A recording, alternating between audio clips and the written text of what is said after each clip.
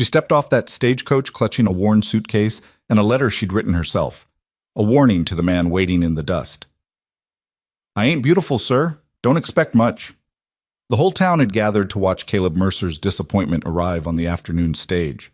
They whispered, they smirked, they were ready to say "I told you so" before the woman even touched the ground.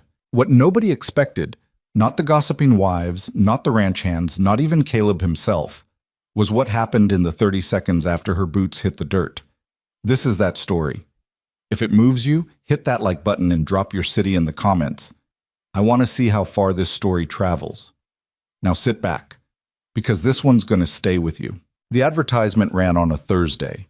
Caleb Mercer wrote it himself, hunched over the kitchen table at 10:30 at night with a candle burning low and a glass of whiskey he hadn't touched. He'd been staring at the blank paper for 20 minutes before he finally put the pen down, rubbed his face with both hands, and said out loud to nobody, because there was nobody to say it to, "This is a damn fool thing to do." Then he picked the pen back up and wrote it anyway.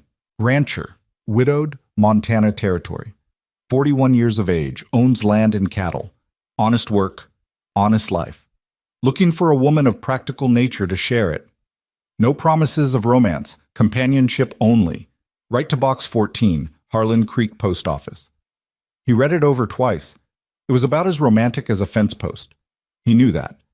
He sent it anyway. To 3 papers. 2 of them in states far enough away that nobody he knew would read them and come asking questions over Sunday supper. The responses started arriving 6 weeks later. Most of them he couldn't finish reading. Not because they were bad women, he had no reason to think that, but because something about the letters felt rehearsed, like the women had written what they figured a lonely rancher wanted to hear. Talk of obedience and good cooking and willingness to work. A few mentioned their age or their hair color up front, as if they understood they were being selected the way a man selects a horse at auction and wanted to get the inspection over with quickly. One woman sent a photograph. She was very pretty. Caleb looked at it for a long time and felt nothing except guilt for feeling nothing. He wrote polite decline letters to all of them. Then, sometime in the 3rd week of October, a letter arrived from a town in Illinois he'd never heard of, written in handwriting that leaned slightly to the left like the woman was always in a hurry to get the words out before they disappeared. Dear Mr. Mercer, I don't write letters easily. I'm better with my hands than my words, and I've started this thing 4 times already, so forgive me if it comes out crooked. I saw your advertisement. I know you said no promises of romance, and I respect that. I'm not writing because I have dreams of something grand. I'm writing because I read Honest Life, and I thought, that's the only thing I've ever actually wanted. It's been raining here for 6 days straight. The kind of rain that gets inside the walls somehow. I've been making soup and listening to it hit the roof and thinking about how loneliness isn't really about being alone. It's about being surrounded by people who don't actually see you. I've been invisible most of my life, Mr. Mercer. I'm 34 years old and I'm tired of it. I can cook, preserve, garden, and keep accounts. I'm not afraid of hard work or hard weather. I've survived both. My name is Eliza Boone. I hope this letter finds you well. Caleb read it twice standing at the mail counter. Then he folded it, put it in his breast pocket, and rode home in silence. That night he wrote back. They wrote for 3 months. It wasn't what Caleb expected. He'd anticipated practical exchanges, questions about the ranch, the winters, the nearest doctor. And some of that was there, sure. Eliza asked practical things. How deep did the cold get in January? How far to the nearest town? Whether his cattle were beef or dairy. But the letters kept going somewhere else. She wrote about a thunderstorm that had knocked over her neighbor's apple tree, and how she'd spent an entire Sunday afternoon helping an old man she barely knew drag branches out of his yard because it seemed like the kind of thing a person ought to do. She wrote about a recipe for apple butter that her mother had taught her when she was 7, how she still made it every fall even though she had nobody particular to give it to, just jarred it up and left it on neighbors' porches because the making of it felt like something important she wasn't ready to stop. She wrote about fireflies once, a whole paragraph about fireflies, how she'd read somewhere that they only live about 3 weeks, which seemed desperately short. But then she figured that 3 weeks of lighting yourself up was more than most things managed in a lifetime. Caleb read that paragraph 3 times. He wrote back about the mountains, about what they looked like at dawn in October when the first frost came down off the peaks and the whole valley smelled like cold iron and pine. He wrote about his dog, an old hound named Patterson who slept under the kitchen table and had opinions about everything. He wrote about the summer he'd lost 40 head of cattle to a flash flood and how that winter had nearly broken him. Not financially, though it had done that too, but something quieter and harder to name. He'd never written that to anyone. He wasn't sure why he'd written it to a stranger in Illinois. Eliza wrote back, "I think some losses don't have names for them yet. That doesn't mean they aren't real. It just means the language is still catching up." Caleb pinned that one to the kitchen wall above the stove. By December, he was writing to her 3 times a week. By January, he realized he was timing his trips to the post office around when her letters were likely to arrive, which was something he caught himself doing one afternoon and stood there in the cold outside the post office feeling like an absolute idiot about it. He wrote her in February and asked if she would consider coming to Montana. Her reply took 11 days, which was 4 days longer than usual. He noticed. He didn't mention it. "Mr. Mercer, I've thought about your question every day since it arrived. I want to say yes. I'm scared to say yes. But I think those two things can be true at the same time. Yes. I'll come in April if the offer still stands." Eliza Caleb wrote back the same day. "The offer stands. I'll meet the stage." He didn't sleep much that night. Patterson climbed up onto the bed sometime around 2 in the morning, which the dog never did, and just laid there next to him, heavy and warm, like he understood something needed steadying. March arrived cold and stubborn that year, the kind of March that refuses to acknowledge that winter is supposed to be ending. The passes stayed iced over a week longer than usual, and Caleb spent most of it mending fences and trying not to count the days left until April, which he was definitely counting. His ranch hand, a younger man named Del Briggs, who had worked on the property for 4 years and had exactly 0 filters between his brain and his mouth, noticed. "You checking the calendar again?" Del said one afternoon from under the axle of a supply wagon he was repairing. "I'm checking the date," Caleb said. "That's different." "Uh-huh." Del slid out from under the wagon and looked at him. "You're wound up tight as a new rope, boss. Settle down. She's coming." "I'm not wound up." "You reorganized the kitchen twice this week." Caleb didn't answer that. "And you bought curtains," Del added. "The old ones were rotting." "They were fine. They were rotting," Caleb said firmly, and walked back toward the barn. He heard Del laughing behind him. The truth was, Caleb didn't entirely know what he was doing. He'd told himself from the beginning this was a practical arrangement, a working partnership, nothing more. Someone to share the silence with, to make the house feel less like a held breath. He was not a man who used words like hope out loud. He'd buried that particular habit alongside a lot of other things. But then the letter arrived. It came in the last week of March, 2 weeks before Eliza was due on the stage. The handwriting was the same familiar leftward lean, but the words were different from anything she'd written before. Slower. Like she'd chosen each one carefully and still wasn't sure she'd chosen right. "Dear Mr. Mercer, I need to tell you something before I arrive because I think it's fairer to tell you now than to let you be blindsided when the stage comes in. I am not a beautiful woman. I know that's a strange thing to write, and I'm sorry for it. But I've learned that men who invite a woman into their home have a picture in their mind of what she'll look like, and I have never once in my life matched that picture. I'm plain, forgettable, some would say. My hair is brown and ordinary. My face won't turn heads in any direction. I'm not writing this for pity. I'm writing it because I've been sent away before, and I would rather you know now and tell me not to come than to travel all that distance and see the look on your face when I step down from that stage. I will work hard. I will cook well. I will earn my place if you'll give me the chance to try. But I understand completely if this changes things. You owe me nothing. Eliza Boone." Caleb sat at the kitchen table for a long time after reading it. He thought about writing back. He started 3 different letters. All of them came out wrong.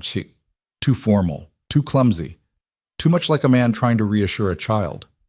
None of them said what he actually meant, which was, "Eliza, I don't give a damn what you look like. Your letters are the first thing in 4 years that made this house feel like it had someone living in it." He couldn't make that sound like it wasn't the saddest thing a man had ever written. In the end, he sent a short reply. "Miss Boone, come anyway. C. Mercer." He mailed it the same afternoon. Then he went home and told Patterson about it because Patterson was the only one who wouldn't say anything stupid. April 14th came in clear and cold.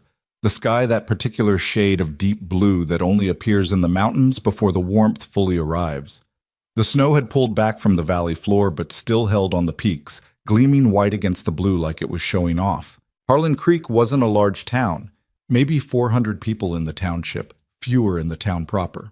It had a general store, a church, 2 saloons, a livery, a post office, and a doctor who also pulled teeth. The kind of town where everyone knew everyone's business before everyone knew it themselves. Word had gotten around, as word always does.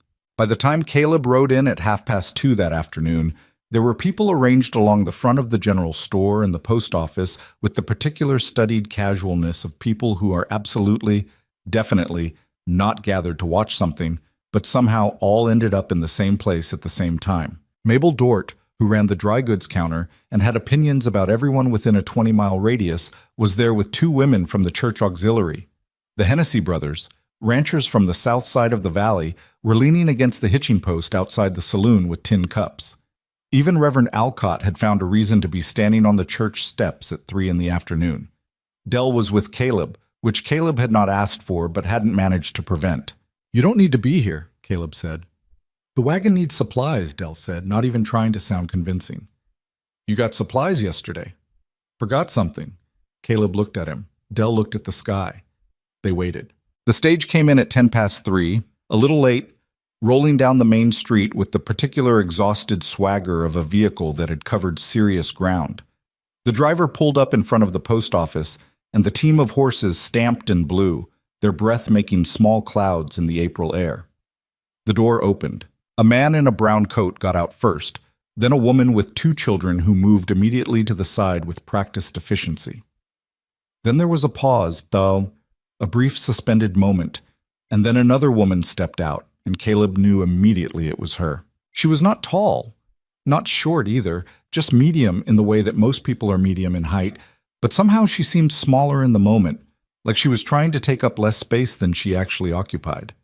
She wore a dark gray dress, practical rather than fashionable, and a coat that had been mended at the collar. Her brown hair was pinned back under a plain hat. She carried a single worn suitcase that looked heavy. She stood on the step of the stage and looked out at the town, at the gathered faces, at the expressions ranging from frank curiosity to not very well disguised amusement, and her jaw tightened, barely. Anyone not looking for it would have missed it, but Caleb was looking. He'd seen that expression before, on men riding into a rancher's meeting knowing they were outnumbered and outfinanced, the look of someone who had already accepted a hard outcome and was just working out how to stand through it with their head up. He didn't think about it. He just moved. He crossed the 20 feet of open ground between them, took off his hat, and put out his hand. "Miss Boone," he said, "I'm Caleb Mercer. I'm glad you came." Eliza Boone had spent the last 200 miles of that stage ride preparing herself for what she called, in the privacy of her own head, the moment. She'd done it before. The moment when a man's face shifted from hope to resignation, from maybe to oh. She knew what it looked like. She knew how it moved through a face, that flicker of controlled disappointment. She had become, over 34 years, something of an expert at reading it. So when the door of that stage swung open and she stepped down into the cold April air of Harlan Creek, she was braced. She saw the crowd immediately. Of course there was a crowd. Small towns were small towns. She'd grown up in one. She knew how they worked. People would be watching. People were always watching. That was fine. She could handle watching. But then a man came across the street, not quickly, not performing anything, just walking like a man who knew where he was going. And he took his hat off and he looked at her, not at her dress or her figure or her face with that measuring, accounting look she'd spent her life on the receiving end of. He just looked at her the way you look at a person. "I'm glad you came," he said. Eliza had prepared responses for several different versions of this moment. She had prepared for discomfort and for politeness, masking disappointment, and for the kind of overly hearty welcome a man puts on when he's trying to override his first reaction. She had not prepared for this. "Thank you for having me, Mr. Mercer," she said, and her voice came out steadier than she expected. He took the suitcase from her hand. She started to say she could carry it herself and then didn't, because he wasn't making a production of it. He just picked it up.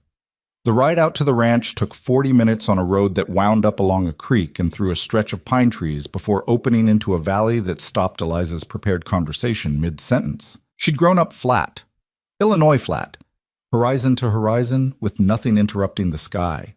She'd read about mountains, but reading about mountains is not the same as turning a bend in a road and having them simply there, enormous and calm, and completely indifferent to your reaction to them. "That's the Briggs Range," Caleb said, following her gaze. "Named after the trapper who mapped it, not the same Briggs as Dell." "Dell? My ranch hand. He'll be along tomorrow.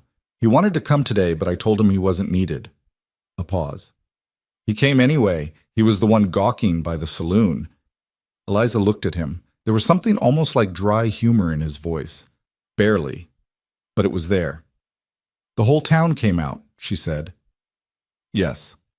No apology in it, no embarrassment either, just acknowledgement of a plain fact. "Was that your idea?" "No." "Were you expecting it?" He glanced at her from under the brim of his hat. "I was hoping against it. Doesn't count for much." She almost smiled. She caught herself, not sure yet if she was allowed to. The ranch house was larger than she'd imagined from his letters. Not grand. It was a working ranch. Everything built for function, the barn and the bunkhouse and the main house arranged around a central yard with the practical logic of people who thought about weather and distance. But the main house had 2 stories and a covered porch running across the front. And when Caleb opened the door and she stepped inside, she found a kitchen that was clean and reasonably organized and had, she noticed, curtains that looked very recently installed. They were a little crooked. "Kitchen's through there," Caleb said. "Your room's the first door on the right, upstairs. There's a washroom at the end of the hall. I'll get the fire up." Eliza set her traveling bag down and looked around the kitchen. She ran one hand along the edge of the table. Solid. Old wood, scarred in the way that tables get scarred when they've been used for actual work. She could smell pine and wood smoke, and underneath that, very faintly, something that might have been bread from days ago. "The curtains are new," she said. A beat. "The old ones needed replacing. They're a little crooked." "I know." He said it without any particular self-consciousness. Just a man acknowledging he wasn't a curtain hanger by trade. Eliza looked at the curtains. Blue cotton, slightly off-center, clearly hung by someone who had made the effort even if the execution had wobbled, and something tightened in her chest that she couldn't entirely account for. "I can straighten them," she said. "If you want," he said, "or leave them. I don't notice it much." He went to build up the fire, and Eliza stood alone in the kitchen of a house she'd traveled 800 miles to reach, listening to the sound of the mountains outside and the pop of kindling catching in the next room. She noticed she was still holding her breath. She let it out. Patterson found her before dawn. Eliza had slept fitfully, the way you sleep in an entirely new place where every creak of the house is unknown and your body hasn't decided yet whether to relax or stay alert. She'd been awake since before the sky started lightening, lying in the narrow upstairs bed listening to the wind come down off the mountains, which made a sound like breathing. She finally gave up around 5 and came downstairs to start the stove. She found the dog first, an old hound with graying ears and the slow, deliberate movements of an animal who had decided the urgency of youth wasn't worth the trouble, sitting in the middle of the kitchen floor watching her with an expression of calm assessment. "Hello," Eliza said. The dog's tail moved twice. That was all, but it felt like sufficient acknowledgement. She found the coffee tin and the stove and the wood box and set about making herself useful in the way that came naturally to her in any kitchen, methodically, without fuss, starting with what she could understand and working outward from there. By the time the sky started going gray outside the window, she had coffee on and was taking stock of the pantry with the focused attention of someone doing a professional evaluation. The situation was survivable, but uninspiring. Good staples, flour, salt, dried beans, cured meat, several types of grain, but the kind of collection that suggested a man feeding himself functionally rather than feeding himself well. She found potatoes going soft in a corner and rescued what she could. A jar of something preserved that had lost its label. She opened it, smelled it, tasted it cautiously. Peaches. Good ones. She heard him on the stairs around 5:30. Caleb Mercer came into his own kitchen the way a man does when he's not sure what he'll find there, which was new, Eliza imagined, because it was his kitchen. and stopped in the doorway when he saw her at the stove. "You didn't have to start already," he said. "I was awake," she said. "Coffee's ready." He came to the table and sat.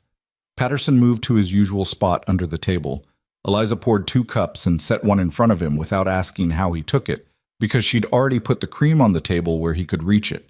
She'd noticed a half-full cream jar in the cold box, and that seemed sufficient. He looked at the cup, then at the pantry, which she'd partially reorganized while going through it. "You've been up a while," he said. "Couldn't sleep." She sat down across from him with her own cup. "Your pantry is functional." "That's a diplomatic way to put it. I've seen worse." She wrapped both hands around the cup. "I can work with it. I'll need a few things from town when you go next, if that's all right. I can take you tomorrow." "You don't need to take me. A list is fine." He looked at her over his coffee cup. "I said I'd take you. The town's easier the first few times with someone who knows it." Eliza thought about the faces at the stage stop. She thought about easier. She didn't argue. They sat in relative quiet for a few minutes, which Eliza found less uncomfortable than she'd expected. Caleb Mercer was, she was discovering, a man who didn't fill silence for the sake of filling it. Her father had been the same way. She'd grown up understanding that quiet wasn't absence. It was just a man thinking, same as a man talking, but slower. "I make good biscuits," she said finally, for no particular reason except that the silence had reached the point where something seemed called for. "Dell will be grateful," Caleb said. "He's complained about mine since 2019. "What year is it currently?" Eliza asked. 1893. "So he's complained for 4 years. He's complained loudly for 4 years. There's a distinction." This time she did smile. Just a small one, a private one directed into her coffee cup. But it was real. Caleb noticed. He didn't say anything about it. She got up and started on the biscuits. Del Briggs arrived the next morning on a gray horse with the particular energy of a man who had been bursting with questions for approximately 48 hours and was running out of places to put them. He was younger than Caleb by about 12 years, maybe 29, lean and weathered, with a face that looked like it had been outdoors for all of those 29 years and hadn't minded. He had the habit of talking while doing other things, which meant that conversations with Del often happened in fragments across different locations, resumed mid-thought after intervals of several minutes. He came into the yard, tied his horse, and was halfway to the barn when the smell hit him. He stopped. He turned toward the house. "Is that—" He looked at Caleb, who was mending a fence section near the corral. "Is that bacon? And something else?" "Biscuits," Caleb said. Del stared at the house for a moment with the expression of a man whose expectations have been exceeded in a direction he hadn't anticipated. Then he said, "I need to meet her," and started toward the porch. "Del." "What?" "She's working. Don't be—" Caleb searched for the word. "Don't be Del about it." "What does that mean?" "It means knock." Del knocked. He was also, Caleb noted, standing up straighter than usual. Eliza answered the door with flour on her hands and a dish towel over her shoulder, and Del Briggs experienced the second-best morning of his adult life, the first being the one where a horse he'd raised from a foal won a county race, and he'd cried about it and lied about why he was crying afterward. "You must be Del," Eliza said. "Yes, ma'am." Del took his hat off. He didn't always take his hat off. "I heard about you. Well, we all did. I mean," he caught himself. "You're a better cook than the boss." "Del," Caleb said from behind him, "I mean, not that I know that yet. I just mean, the smell." "Thank you," Eliza said, in the tone of a woman who has encountered enthusiastic, awkward men before and found them generally harmless. "Biscuits are ready in about 10 minutes if you're staying for breakfast." Del was staying for breakfast. He ate 4 biscuits. He ate them the way a man eats something that has reminded him what food is supposed to taste like. He didn't say much through the meal, which was unusual for Del, but Eliza moved around the kitchen with the efficient calm of someone in their element, and somehow that made the kitchen feel like a place where you didn't need to perform anything. Afterward, outside helping Caleb with the fence, Del said, "She's something. She's the hired help," Caleb said. Del looked at him. "She's not the hired help. She's your—" He tried to figure out the right word. "She's your bride-to-be. Or is she? How does that work exactly? Are you—" "We have an arrangement," Caleb said. "Right. Dell was quiet for about 3 seconds, which was a long time for Dell. You like her letters? Caleb kept working on the fence. You showed me one of them, Dell said, back in the winter. The one about the fireflies. You showed it to me, and then you said you were just making a point about something, and I never figured out what the point was. Dell. I'm just observing. Observe quieter. Dell hammered a fence post, then, without looking up, 4 curtains hanging crooked in the kitchen, and she already fixed 2 of them. Caleb said nothing. Just observing, Dell said. The town of Harlan Creek came to understand Eliza Boone in stages, the way a town always does with an outsider. First as a subject of speculation, then as a subject of assessment, and finally, if they got around to it, as a person. In the first stage, opinion was largely skeptical and unkind, in the casual way that small towns can be unkind without meaning anything particularly personal by it. Mabel Dort, at the dry goods counter, remarked to anyone who'd slow down long enough to hear it that the rancher's new woman was plain as a winter field, and that Caleb Mercer could have done better if he'd been willing to try. The Alcott wives, 2 sisters-in-law who coordinated their opinions the way generals coordinate strategy, decided amongst themselves that Eliza Boone seemed serviceable, which was the word they used for things they didn't particularly respect. None of this reached Eliza directly. Some of it reached her sideways. She noticed when she accompanied Caleb into town that second week the way certain women's smiles shifted when she approached. Genuine warmth redirected at Caleb and then resettled on her as something cooler, more formal. She noticed the way conversations paused when she joined them and resumed a register higher, brighter, with the particular performance of people who have just been saying something they don't want the newcomer to know about. She was 34 years old. She knew the rhythm of it. She had learned it young. What surprised her, what she was still learning what to do with, was Caleb. He did not pretend not to notice the coldness. He did not pretend it wasn't there. He simply, and this was the part she couldn't entirely figure out, positioned himself next to her in those moments in the unobtrusive way of a man who has decided which side of a thing he's on. Not demonstrably, not with any drama. He just didn't step away. At the dry goods counter, when Mabel Dort paused a beat too long before acknowledging Eliza, and then said, with the elaborate pleasantness of a woman who has practiced it, "And you must be Caleb's arrangement. What a practical solution for a man in your position," Caleb said, without any particular heat. "She's running the household, Mabel. She keeps this town fed better than anyone's managed in years. I'd count on her goodwill if I were you." Mabel blinked. Eliza busied herself with the list she was holding. Outside, on the walk back to the wagon, she said, "You didn't need to do that." "I know," Caleb said. "She'll talk more now." "She'd have talked anyway." He took the packages from her. "I'd rather she talked about something true." Eliza didn't answer. She was thinking about the word true, what it meant from him, what it would mean to someone like Mabel Dort, whether it was possible for something true to survive long enough in a town like this one to matter. She was still thinking about it an hour later, peeling potatoes at the kitchen table with Patterson dozing nearby, and she still didn't have an answer except that it was the kindest thing anyone had said about her in a town full of strangers in longer than she could easily remember. She put that away somewhere and didn't take it back out. Not yet. 3 weeks in, Eliza found the photograph. She wasn't looking for it. She'd been reorganizing the top shelf of the pantry, a project that had expanded, as such projects do, into sorting the entire storage room that connected the kitchen to the back of the house. And she moved a tin box that turned out to be heavier than it looked, and the lid wasn't latched, and when she set it down on the work table it tipped and several things slid out. A letter, folded many times, a small brass button, 2 dried wildflowers pressed flat, and a photograph, the stiff formal kind, taken in a studio somewhere, of a woman sitting in a chair with her hands folded in her lap. She was beautiful. That was the simple, plain fact of it. The kind of beautiful that photographs almost couldn't contain. Dark hair, a face with strong cheekbones and eyes that looked even in still image like they'd been in the middle of thinking about something interesting. Eliza held the photograph for a moment. Then she put everything back in the box exactly as it had been, latched it, and put it back on the shelf. She thought about it for the rest of the afternoon. His wife. The one who'd died. He hadn't written much about her in the letters, just that she was gone, and it had been years, and that the silence in the house afterward had been a particular kind of company he hadn't known how to get rid of.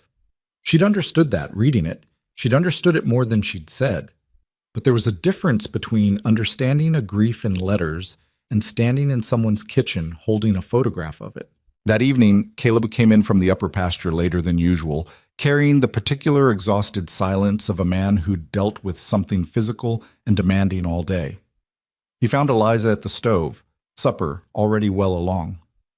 "Fence section up by the north water broke," he said, setting his hat on the hook by the door. "Took half the afternoon."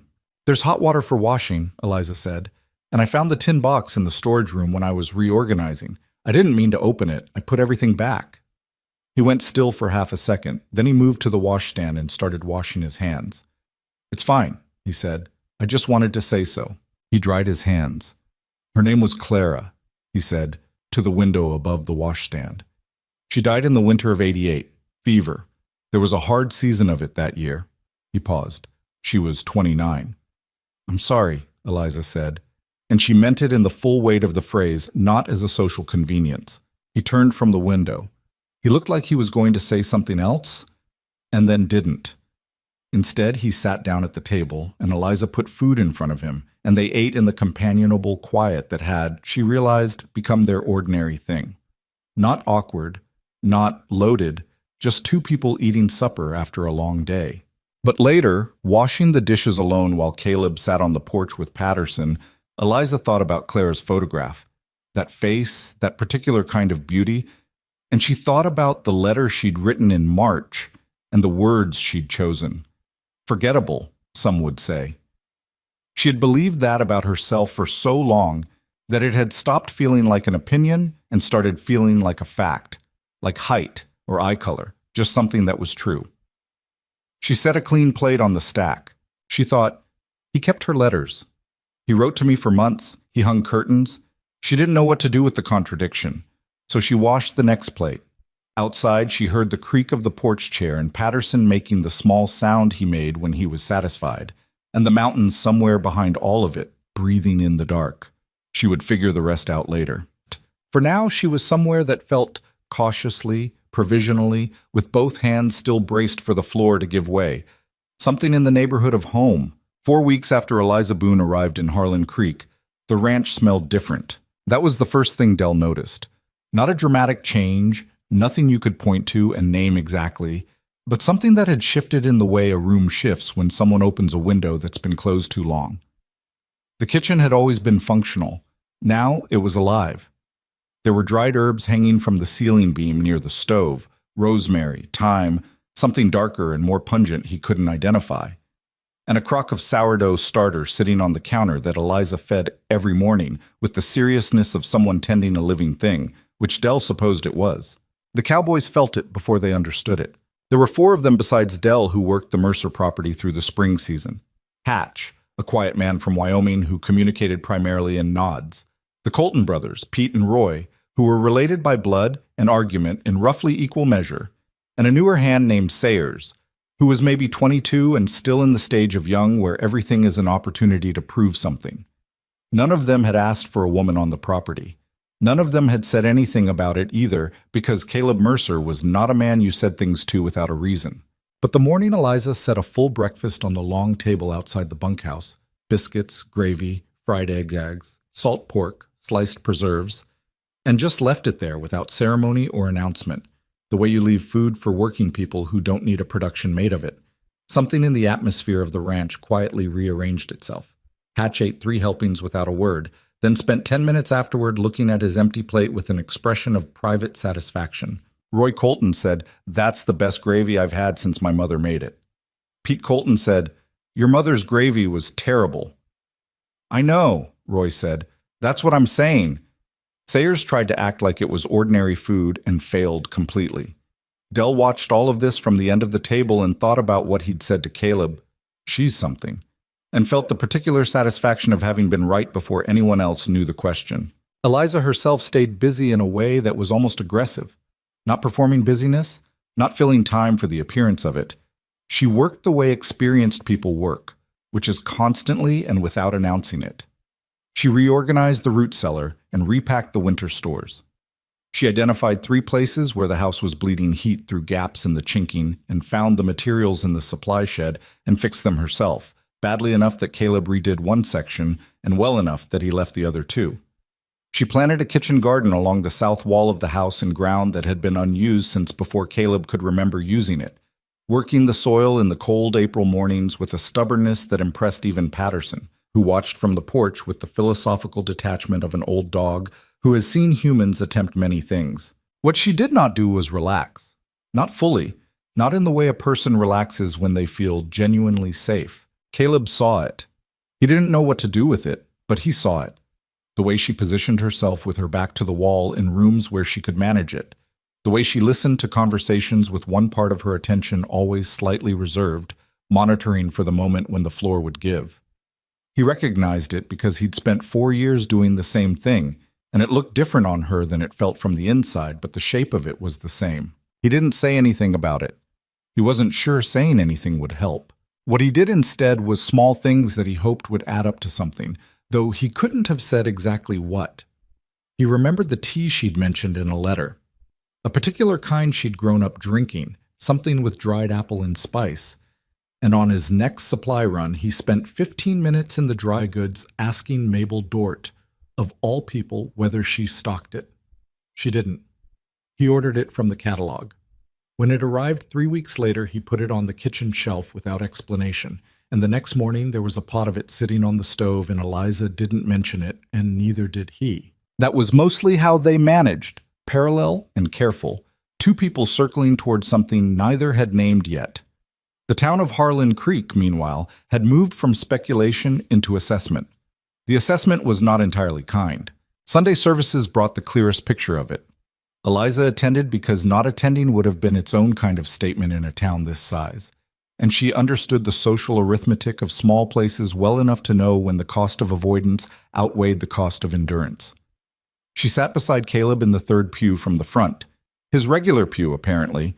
Nobody sat in it without a reason, which was information about him she filed away.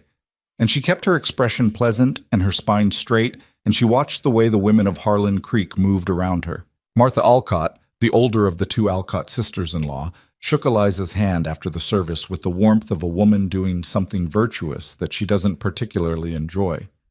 "We're so glad Caleb found someone practical," she said, with an emphasis on practical that managed to be both accurate and diminishing simultaneously. "He's been so alone. It's been very hard to watch." "I imagine it's been harder to live," Eliza said. Martha blinked. "Well, yes, of course." The younger Alcott sister-in-law, Vera, was more openly curious in the way that people sometimes are when they believe their curiosity is indistinguishable from friendliness. She asked about Eliza's family, about Illinois, about how she'd found the ranch, all in the bright, rapid-fire manner of someone collecting information rather than making conversation. Eliza answered everything briefly and accurately, and declined to offer anything beyond what was asked. Caleb watched this from 6 feet away where he'd been cornered by Reverend Alcott about the spring fence line that ran along the church property, and he tracked the conversation with Vera with the particular attention of a man trying to read the weather. On the ride home, Eliza was quiet for a while. "Martha Alcott called you practical," she finally said. "She calls everyone practical," Caleb said. "It's her highest compliment." It didn't feel like a compliment. It wasn't entirely one, but it wasn't entirely not one either. He paused. "Martha Alcott thinks most things are either respectable or not. You're on the respectable side of the line, which is further than some people start." Eliza looked at the road ahead. "I've spent most of my life being called useful," she said. "Good cook, hard worker, practical woman." She said the last 2 words with a flatness that wasn't bitterness exactly, but was its neighbor. It's a particular kind of invisible, being valued for what you do rather than who you are. Caleb was quiet for a moment. Then, "That's not how I think of you." She looked at him. "I know," he said. I'm not saying that to fix something. I'm saying it because it's true, and I think you should hear it." Eliza turned back to the road. The mountains were doing something extraordinary with the afternoon light, the peaks catching gold while the valley below stayed in shadow, and she looked at that instead of at him because looking at him felt like more than she knew what to do with at the moment. "Thank you," she said. The words came out smaller than she intended. He nodded once, and they rode the rest of the way in quiet, but it was a different quiet than it had been that morning. The cruelest moment came in the middle of May, in the dry goods store, on an ordinary Tuesday. Eliza had gone in alone. Caleb was at the land office with a surveyor about a disputed boundary, with a list of supplies and the intention of being in and out in under 20 minutes. She was near the back of the store examining the available spices when she heard Mabel Dort's voice from the front counter, talking to a woman whose name Eliza didn't yet know. She wasn't trying to listen. She was just there. "Well, what can you expect?" Mabel was saying, in the practiced, quiet voice of someone who has calibrated exactly how far sound carries and has decided to stay just inside that line. A man like Caleb, advertising in a newspaper for a woman, couldn't find one willing on her own merits. And the woman who answered, "Well," a pause weighted with implications. There's a reason she was still available at 34. The other woman made a sound of agreement that Eliza couldn't see the shape of. Clara Mercer was a beautiful woman, Mabel continued, beautiful and accomplished. And now he has... Another weighted pause. This arrangement. I suppose it's practical. Eliza stood in the back of the store holding a jar of dried thyme. Her hand was very steady. She had good control of her hands. She put the jar in her basket. She collected the remaining items on her list. She brought everything to the front counter and set it down and looked at Mabel Dort with an expression she had practiced over years of needing it. "Good afternoon, Mrs. Dort," she said. "I'll take all of this, please." Mabel had the grace to color slightly. She tallied the items with slightly too much efficiency and named the total, and Eliza paid it exactly, took her packages, and left. She made it to the wagon before she stopped moving and just stood there for a moment with her hand on the sideboard, looking at nothing in particular, breathing carefully. The thing about the wound Mabel Dort had opened was that it wasn't new. That was the worst part. It wasn't a fresh wound. It was an old one, sutured and reopened so many times that the scar tissue had its own geography. There's a reason she was still available. As if being 34 and unclaimed was a verdict rather than a circumstance. As if a woman's worth accumulated or diminished with the number of men who had wanted her. As if Eliza Boone, who had survived poverty and loneliness and a humiliation in Chicago that she still sometimes dreamed about, was reducible to the fact that nobody had gotten around to choosing her yet. She climbed onto the wagon. She picked up the reins. She drove back to the ranch and made supper and did not mention any of it to Caleb. But that night, after supper, when she was washing dishes and he was at the kitchen table going over account books the way he did on Tuesday nights, she became aware that the silence between them had changed quality. That she had pulled something back in, sealed something off, and that he had noticed the difference even if he didn't know what it was. "Eliza," he said. Something happened in town?" She kept washing. "Just an ordinary trip." A pause, pages turning. "Dell said Mabel Dort has a wide mouth and narrow sense." Eliza was quiet for a moment, then, without turning, "He's not wrong. If she said something, I can handle Mabel Dort." She set a clean pan on the stack. "I've handled people like her my whole life. It's fine. Handling something and being fine about it aren't the same." She turned around then because he'd said it in a way that made not turning feel like a choice she'd have to account for later. He was looking at her from the table with the direct, uncluttered attention she still wasn't entirely used to, not demanding anything, not performing concern, just actually looking. "No," she said, "they're not the same." She picked up the next dish. "But sometimes handling it is all you've got, and you make do." He didn't push past that. She didn't expect him to. What she didn't expect was for him to close the account book, set the pen down, and say, "You don't have to make do here." She looked at the dish in her hands. Something in her chest did something complicated. "I'm still working on believing that," she said honestly. "I know," he said. "I'm not in a hurry." She finished the dishes. He went back to the account book.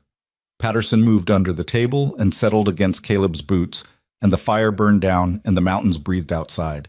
And the kitchen was warm in the way that kitchens are warm when they are actually being used by people who are, however cautiously, actually present. She was still working on believing it. She kept working on it. The morning the carriage came was a Thursday in the last week of May, and nobody saw it coming. Eliza was in the kitchen garden when she heard the wheels on the drive.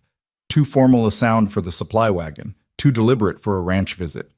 She straightened up and turned and saw a closed carriage, the kind with polished wood and matched horses, the kind that cost more than most of the buildings in Harlan Creek. It came up the drive at the measured pace of people who believe their arrival is inherently significant. Dell came out of the barn. Caleb appeared from the direction of the far corral, wiping his hands, his expression already doing the thing it did when something unexpected required assessment. The carriage door opened. The woman who stepped out was somewhere in her 60s, with the precise, expensive grooming of someone who has never in their adult life had to think about money. Silver hair arranged without a single strand of argument, a traveling suit that cost more than Eliza had earned in a year in Chicago. She carried a small bag and a look of practiced authority, and she surveyed the Mercer Ranch property the way a person surveys something they are considering purchasing. Then her eyes found Eliza. Something moved through the woman's face. Not recognition, not warm recognition anyway. It was the other kind. The kind that remembered something unflattering and was not displeased to find it confirmed. "Miss Boone," the woman said. Eliza had gone very still in the way that prey animals go still. Not frozen with fear exactly, but with the concentrated attention of something that has identified a threat and is calculating. "Mrs. Hartwell," she said. The name landed on the yard like a stone in still water. Caleb looked at Eliza. Dell looked at Caleb. The horses flicked their ears. Margaret Hartwell had been the matriarch of the Hartwell family of Chicago, a family whose money was old enough to have grown opinions about itself. Her son, Edmund Hartwell, had been 26 when Eliza worked in the Hartwell household as a cook. He had been charming and educated and deeply, genuinely cruel in the particular way that charming, educated men can be cruel when they are also cowards. He had courted Eliza in secret for nearly 5 months. He had used words like beautiful and remarkable, and I have never met anyone like you. Words that Eliza, who had never once in her life been called beautiful by anyone whose opinion she trusted, had received like water in a drought. He had mentioned marriage. More than mentioned it. He had described it in the specific, detailed way of someone who was not simply consoling or flattering, but actually planning. A house on the north side. A garden. 2 children, maybe 3. And then his family found out. What happened after that was not complicated. It was just thorough. Margaret Hartwell had called Eliza into the sitting room in front of the entire household staff and several family guests and informed her, with the calm certainty of someone who has never had reason to question their own authority, that Edmund's feelings were a passing fancy brought on by proximity, that Eliza ought to be grateful rather than deluded, and that a woman of her station and her appearance had no business entertaining ideas above herself. Edmund had been in the room. He had not said a single word. Eliza had been dismissed that afternoon. She had left Chicago 6 weeks later. She had spent the next 3 years being very careful not to hope for anything specific. Now Margaret Hartwell stood in the yard of a Montana ranch with the same expression she'd worn in that Chicago sitting room, the look of someone delivering a correction they consider long overdue. "What a long way you've come," Mrs. Hartwell said pleasantly. "Caleb Mercer." She turned toward him, extending a gloved hand as though this were a social call. "I believe I know your late wife's family from Denver. This is lovely country." Caleb shook her hand with the controlled politeness of a man who doesn't know what he's holding yet, but recognizes the weight of it. "What brings you to Harlan Creek, ma'am?" "Business in Helena," Mrs. Hartwell said. "I heard that Eliza had landed somewhere in this territory, and I thought, well," that pleasant smile, "I thought I owed it to an old acquaintance to pay my respects." Eliza said nothing. Her hands were at her sides. "Dirty from the garden," she noticed distantly. Her hands were dirty from the garden, and there was soil on her dress, and she was standing in front of this woman who had dismantled her in a Chicago sitting room, looking exactly like what that woman had always said she was. "Come in," Caleb said. "I'll put coffee on." "How generous." Mrs. Hartwell moved toward the house with the ease of someone accustomed to being invited into places. At the porch steps, she paused and looked back at Eliza with an expression of mild, affectionate condescension. "Still in the garden, dear. Some things don't change, do they?" Dell, standing by the barn door, made a sound that might have been the beginning of a word. Caleb looked at him once, and Dell converted it into a cough. Inside, the kitchen that had spent weeks becoming Eliza's territory felt suddenly different, smaller, reoriented around this woman who sat at the table like someone sitting in judgment. Caleb made coffee with the focused efficiency of a man doing something with his hands while his mind worked elsewhere. Eliza stood near the stove. She would not sit down. She wasn't sure she could explain that to herself clearly, but she knew it was true. Mrs. Hartwell took the coffee Caleb offered her and wrapped both hands around it and looked at Eliza with the particular expression of a cat that has found something interesting in the yard. "She worked for our family for 2 years," Mrs. Hartwell said to Caleb, conversationally, as if Eliza were not in the room. "An excellent cook. We were sorry to lose her, of course, but—" a delicate pause. She had developed certain ideas about her situation that weren't entirely realistic. "That's so," Caleb said. His voice was very level. "My son Edmund is a kind young man. Too kind, sometimes. He feels things deeply and doesn't always—" she tilted her head slightly— "express appropriate boundaries. Eliza took some of his kindness rather more seriously than was intended." The kitchen was very quiet. "I see," Caleb said.